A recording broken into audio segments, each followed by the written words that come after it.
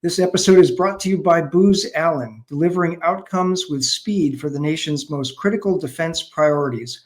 Work with solution engineers who use AI, cyber, and quantum to help warfighters collaborate faster with allies and partners from the open seas to the edge of space. Learn more at boozallen.com/defense. Welcome to the Proceedings Podcast. I'm Bill Hamblet, the editor-in-chief of Proceedings at the U.S. Naval Institute, and today at two General Dynamics electric boat locations up in Connecticut and in Quonset Point, Rhode Island. Right now we're in Quonset Point, where we just wrapped up an amazing, for me, mind-blowing tour of the construction facilities for U.S. submarines. My guest, Rear Admiral Todd Weeks, he is the Program Executive Officer for Strategic Submarines, which means he is in charge of the Columbia-class SSBN program. That's the new class of ballistic missile submarines that the Navy is buying, that are being built in combination between General Dynamics Electric Boat and Newport News down in Virginia. And so there's sections of them that are built in both places. And we just had this incredible visit to those two places. So Groton, Connecticut, and Quonset Point, Rhode Island. This is the first time I've ever been to a place where submarines are built, and it was eye-opening, it was stunning, it was so many different adjectives I can't even begin. But Admiral, one, thank you for your time and your staff's time. And thank you to EB for the inviting me here. We started our tour in Groton. Right, it was our off-hull test facility where we take the command and control system module, which is essentially the control room and the sections around the control room. So taking a step back, Bill, as you saw today, both in Groton and here at Quonset Point, is that we build submarines in a modular fashion. So we build hull cylinders. And then we build the stuff that goes inside the cylinders, outside of the cylinder, and then we slide that section into the cylinder and then pair all the cylinders together, and that makes up a submarine. So what you saw was the command and control system module, again, the control room and the sections around it, built external to the hull. We build it, we install all the equipment, and then it is taken to a facility, a test facility, where they run it through its paces, using all the same inputs that you would have if it was installed on a ship at sea, and so we make sure that everything works exactly how it's supposed to before we install it into the hull of the submarine, and that way what we're really doing is making sure that if there's a problem, before it's installed in the hull, it's very easy to fix it. Right, it's very accessible. You can get to the outside of it. You can in a big open bay, lots of space. Which is not the case when it's inside of a submarine. Very constrained, really, really hard to get to things, really, really hard to go address something that doesn't work exactly right. So that is just one of the ways that in submarine construction that we really try to be as efficient as we possibly can to be able to really maximize our productivity as we build these submarines. Yeah, so that module, it wasn't in a hull section, so it wasn't encompassed in HY100 steel, a circular ring, right? It was on essentially like a chassis, but it was in a bay where, as you said, they could connect up to all the different data feeds and the power and the cooling and all that stuff to do all that testing. And as the engineer who gave us that tour said, it was as if that combat system was at sea, right? Yep. And they can test it. So we drove then down to the construction hall for Virginia class, where they're putting together Arizona and Utah were the two boats in different stages of construction, right? So Arizona a little bit further along. Utah a little further along, and Arizona a little bit, the next one behind. So it's the 3rd of March, by the way. It was about 15 to 18 degrees in Groton this morning. It was a cold day. And that building, that 600-foot long building or so, where they put the Virginia classes together, is open to the weather. I mean, not open to the rain, but it was 18 degrees inside that building this morning. So it was not a comfortable workspace. So my hat's off to the workers who are doing welding and pipe fitting and running wires and cables and all that stuff at 18, 20 degrees, the ambient temperature. So as we saw, we saw Utah was almost complete. Yeah. Arizona was mostly complete, right? Yeah. And then we got to walk out and saw both the dry dock, where that one of those, whichever boat goes next, would be when it first goes in the water. Right. And we saw the the heavy lift barge, the Atlas, right? The Sea Shuttle, yeah. Sea Shuttle. So yeah, the Sea Shuttle is a barge that we use to move modules, small modules. So these are Virginia modules. We use that to move them between Newport News Shipbuilding down in Hampton Roads, Virginia, Groton, Connecticut, or Quonset Point, right? So there's a lot of movement of modules because different ones are fabricated in different places. And then for the Virginia program, Newport News Shipbuilding and Electric Boat alternate delivery yards. So they alternate the assembly of the ships. So you saw Utah, which is 801, and you saw Arizona, which is 803. Yeah. What you didn't see is 802, which is down at Newport News. Got it. Okay. And so that's just the way we sequence. So at least the Virginia program sequences the different ships. So yeah, that shuttle, that barge allows us to do that and move those things around. I say small because it's designed to handle the Virginia modules. It's not designed to handle the much larger Columbia modules. So for the Columbia program, we have a separate, much larger barge. It's called the Holland, named after the first submarine. And so that is what we use for Columbia because, again, the modules are so much bigger than they are on the Virginia program. Yeah, and so the regular Virginia class submarines about 7,800 tons. Right. The Columbia is going to be a little over 20,000 tons. Yeah, closer to 2,100. Yeah, so almost 3 times the 20,000 size of the Virginia class.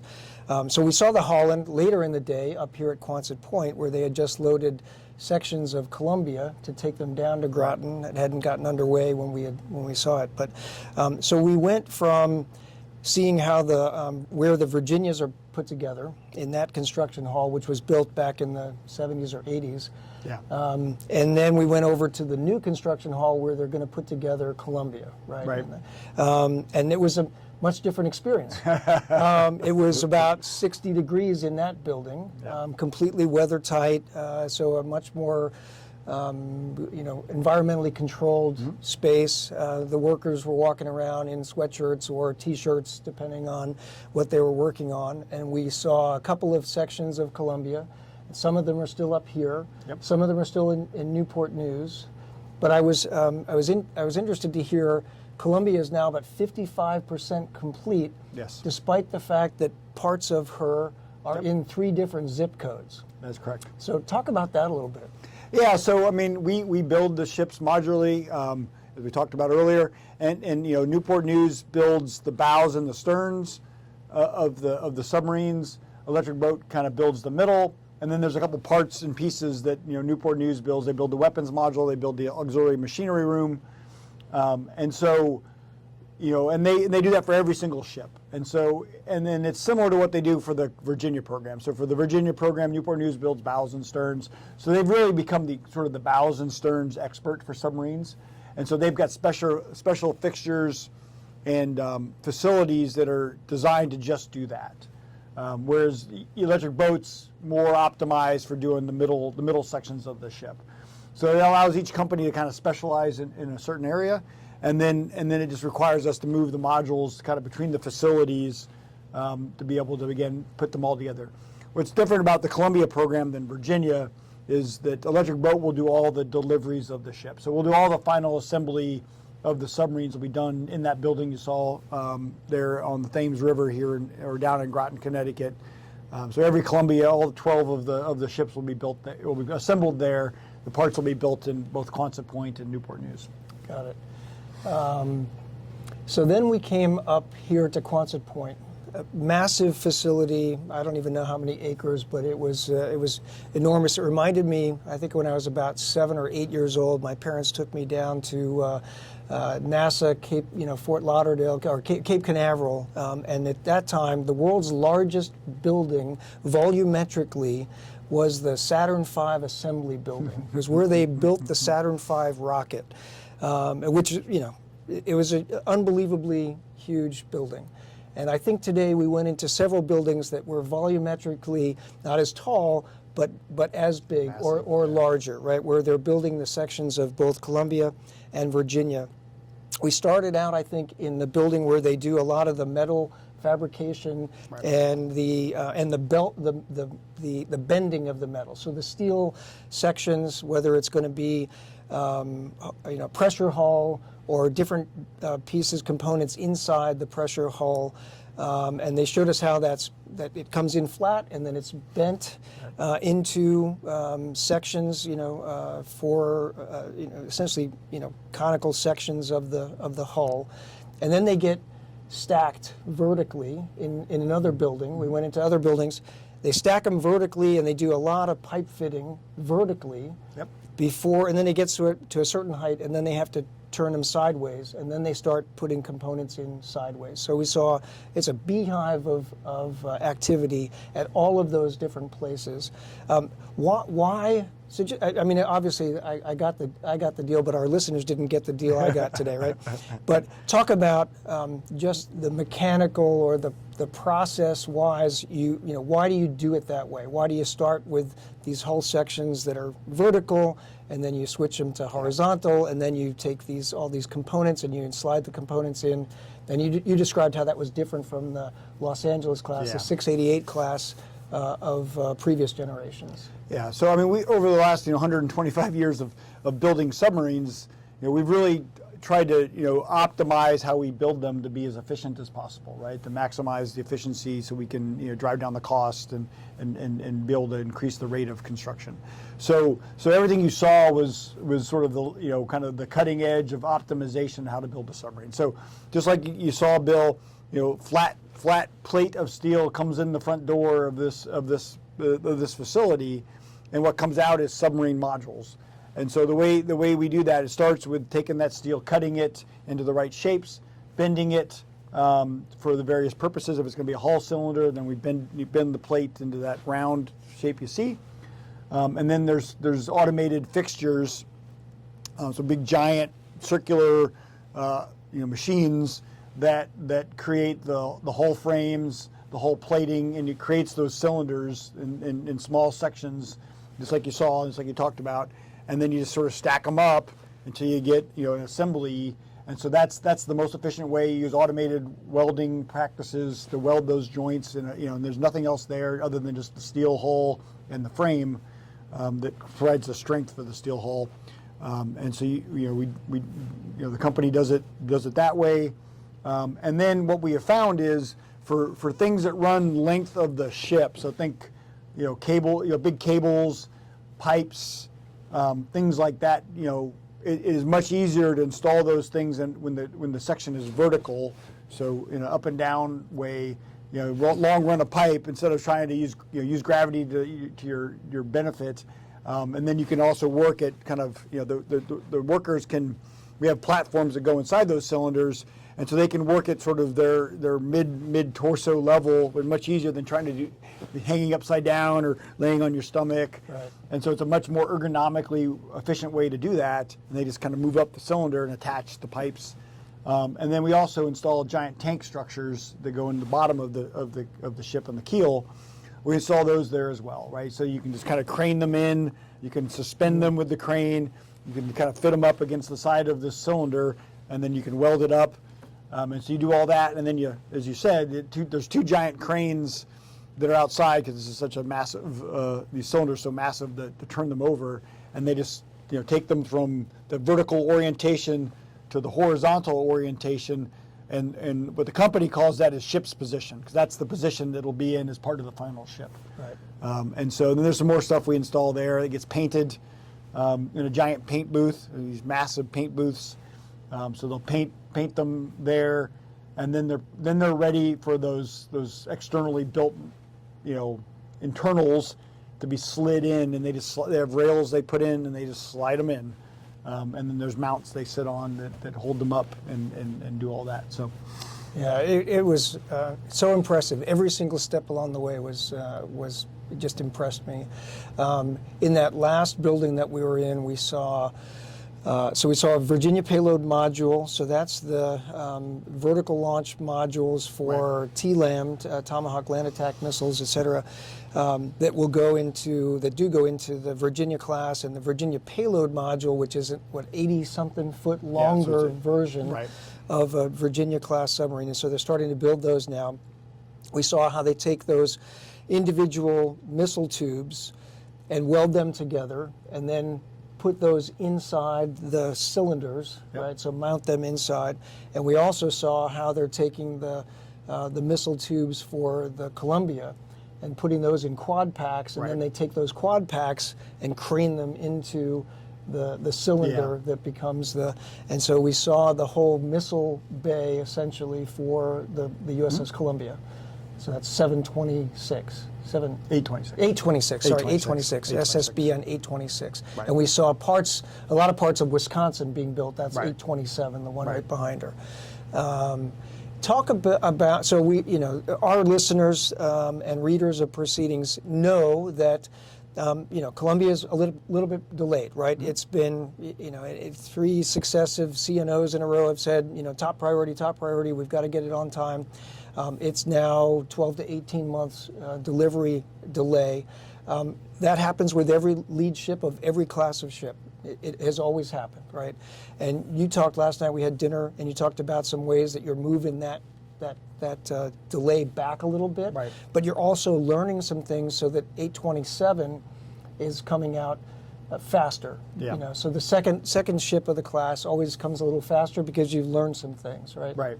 Yeah. So we're certainly working with both Newport News and Electric Boat. The Navy is the ultimate, as a customer, to really kind of figure out how do we, given where we are today and where we need to be to deliver District of Columbia to be able to meet its commitment to STRATCOM to be on patrol. We're looking at how do we take here and there, and how do we make sure we're optimized to really kind of drive as much efficiency and get that ship delivered as quickly as we can. So working with the companies, for the construction of the ship, we're also looking at the post-construction activities we do, the testing and certification of the ship. So we're looking at all those things to figure out where we save some time, where can we reduce some things to be able to get the ship delivered. You talked about the transition from District of Columbia lead ship to Wisconsin, the second ship, and so we've learned a tremendous amount in this process. So we're a little over halfway done, so we have a lot more learning in front of us for sure. But we've already rolled in the things that we have learned. We've rolled into the second ship. So we've changed kind of how we build some of the things. There are some things that we discovered were really, really hard to, look good on paper, look good when you designed it. The designers say, yep, this is perfect, this will work great. And then when it got turned over to the trades, the folks that actually build the ship, they're like, yeah, this isn't going to work. I can't build it that way. So we've rolled all those lessons in. And so we're much further ahead on 827 for where we are in construction relative to where we were on 826. That's continued to accelerate. And there's much bigger changes. There's some changes that will come up later in the build that we expect to make even more ground. We talked about how we install the lead ballast in the ship. Way we did on the lead ship was pretty cumbersome. There's a much better way of doing it. We're going to do that on the next ship, and that'll roll forward to all the future, the rest of the 12-ship Columbia class. Last thing I want to talk about is workforce. So there's about 20,000 people who work here at General Dynamics Electric Boat between the two facilities at Quonset Point and Groton. There was a period post-Cold War, so we were building submarines. They were building submarines here, as you said, about 4 a year or so, Yeah, right? 3 to 4 a year. 3 to 4. So back in the 80s, you had one Trident, one Ohio class coming per year, and you had 2 to 3 688 class, right? And then post-Cold War, peace dividend, and you said with the transition to the Seawolf class, there was about a decade where it was 3 submarines in a decade rather than 3 or 4 per year. So that pretty much decimated the workforce, right? So it went from 20-something thousand people down to 6,000 or 7,000 people. and now it's blossomed back up again to try to meet the demand. Right. And I think they're back up around 20,000 people split between the two places. And yeah, the parking lot is pretty full here. And down in Groton, they mentioned to us we need to get out of here before shift turnover because there'll be a lot of people headed to the gate at the same time. Rebuilding the workforce that builds submarines and maturing that workforce those are big constraints. Those are big challenges, right? It is. That's probably our biggest challenge as we look forward, as we continue the ramp up to eventually getting to one Columbia and 2 Virginias every single year, right? So we're not there yet on the Columbia program, right? We talked about the fact that we'll start the third ship will be authorized by Congress in fiscal year 26, and that'll be the first of the annual Columbia authorizations, right? And that'll really kind of constitute where we're really at, the one Columbia a year. But the early construction phases are already there today. A lot of that work we saw today, we actually saw parts of the third ship and the fourth ship as we were walking around, pieces and parts that are going to eventually become part of those ships. So the workforce really is the challenge, as you mentioned. The average experience level here, both here in Electric Boat as well as at Newport News, is down at like 5 years average is the experience level. It used to be upwards of 15, 20 years. And so as we rebuild that workforce and that experience, we're also, there's also a fair bit of folks that come in, do this for a few years and decide, it's either not for them or there's other opportunities they want to pursue. Which is a little bit different than it was maybe back in the 70s and 80s, where I think it was more common in our country, where somebody would get hired on with a company and they would stay with that company their entire career. Right. We don't really see that as much anymore, so we tend to have a little bit more of a transitory workforce or transitory culture in this country. So how do we manage all that? I give Electric Boat and Newport News both a lot of credit for they've really kind of leaned forward with both the state and the federal government and things that we're doing with the Navy, talent pipelines with local high schools, community colleges, and even going down into elementary and middle schools to try and educate folks about, hey, these are the opportunities that working in the shipyards provide. It's great, really impactful, important work. The pay is pretty good. You don't necessarily have to go to college if you don't want to. And so there's lots and lots of opportunities, lots of upward mobility. As we talked about 5-year experience level, that means that supervisors and kind of all up the chain of command are all pretty young, and so there's lots of upward mobility. Right. So lots and lots of opportunities at these companies. And so, we've had a lot of success. The EV folks were telling us that, the people that come through those pipelines or have a much higher propensity to stay in the company than folks they just hire off the streets. Right, so it's clear that's the right path, and so expanding those programs, the Navy is partnering. So we partner as part of our maritime industrial base program. We partner with both private companies as well as the states, and we do it not just for our submarine shipbuilders. We do the same thing for our surface shipbuilders down in the Gulf Coast or up in Bath, Maine, or up in Wisconsin, to try and again help them really develop the workforce, attract the right talent, bring them in. I'm sure your viewers have all seen at the buildsubmarines.com that marketing campaign that we've been doing together, partnering with industry, really to get the word out and talk a lot about what it is we do and why it's so critically important. And again, what great opportunities there are for folks to be able to join this industry. We're going to be building submarines for a long time to come, sort of a growth business, if you will. And so, really, really good opportunities out there for folks. And it's a monumental task. As you know, Bill, we need about 100,000 workers over the next 10 years, not just in our shipyards, but also in all the suppliers that we have that are throughout this country. So, your second tier, your third tier. Second tier, third tier. Right? I mean, it goes way deep. And literally, we have companies at every single state in this great nation of ours that provide material that ultimately becomes a submarine. Sir, I can't thank you enough for the invitation to come and see this with my own eyes. It was eye-opening, mind-boggling. It was very, very impressive. And to the company, EB, for the invitation to come and for showing me what you showed me, I was really very impressed. If you've never seen a submarine being built and you think you have an idea of what goes into building a submarine, you have no idea. You have absolutely, this is complex machinery, to the 100th degree. And I'm going to process this for a few days after I go home, and we'll work on the post-production and all that stuff. But I can't thank you enough for this opportunity, and I wish you all the best with Columbia, getting her in the water on time and on deployment on time, and meeting all those wickets. You've got a hard job, and the folks here at EB have got a hard job. And until next episode, remember, victory begins at the Naval Institute. This episode is brought to you by Booz Allen, delivering outcomes with speed for the nation's most critical defense priorities. Work with solution engineers who use AI, cyber, and quantum to help warfighters collaborate faster with allies and partners from the open seas to the edge of space. Learn more at boozallen.com/defense.